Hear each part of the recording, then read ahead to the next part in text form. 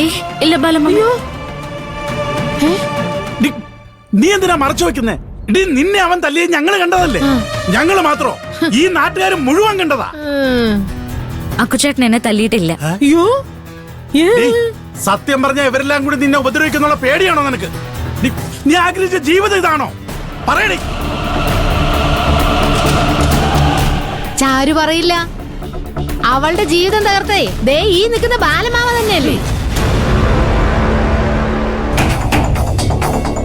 എന്തെല്ലാം സ്വപ്നങ്ങളായിരുന്നു ബാലമാവ നിനക്ക് തന്നത്. മനസ്സിൽ ആ സ്വപ്നവും കൊണ്ട് ഇവിടെ വന്ന് കേറിയിട്ട് നീ എന്താടി നേടിയത്?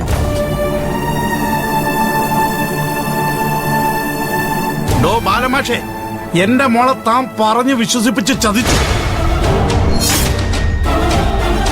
തന്നെ ഞാൻ വെറുതെ വിടില്ലടോ. എന്റെ മോളുടെ ജീവിതത്തിന് താൻ മറുപടി പറഞ്ഞു പറ്റൂ. എന്തു മറുപടി പറയാൻ? ഞാൻ പറഞ്ഞല്ലോ അക്കുചേട്ടൻ തല്ലിയില്ലാന്ന്. ദേ ബാലമാമെ പറ്റി അനാവശ്യം പറയരുത്. പറയാനുള്ളതെല്ലാം ചാരുമോൾ പറഞ്ഞില്ലേ? അത് താനും കേട്ടതല്ലേ? ഇനി പോവാൻ നോക്ക് രണ്ടുപേരും. എങ്ങോട്ട് പോകാൻ? അതെ, ഞാൻ പറഞ്ഞില്ലേ എനിക്കിവിടെ ഒരു കുഴപ്പമില്ല. സന്തോഷമായിട്ട് ഞാൻ ഇവിടെ ജീവിക്കുന്നത്. സന്തോഷമാണോ നിനക്ക്? നിന്നെ നടു റോഡിൽ വെച്ച് ഇയാളുടെ മോൻ തല്ലിയതാണോ നിന്റെ സന്തോഷം?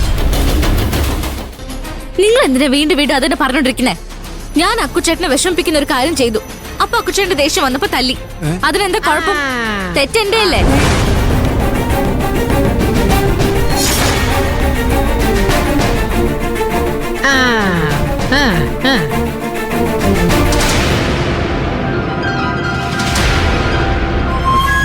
അപ്പൊ കുഞ്ഞളിയൻ ശരിക്കും ചാരുവിനെ തല്ലിയോ? കേട്ടോടോ മാഷേ, ഇവള് പറഞ്ഞതാൽ ശരിക്കും കേട്ടോന്ന്.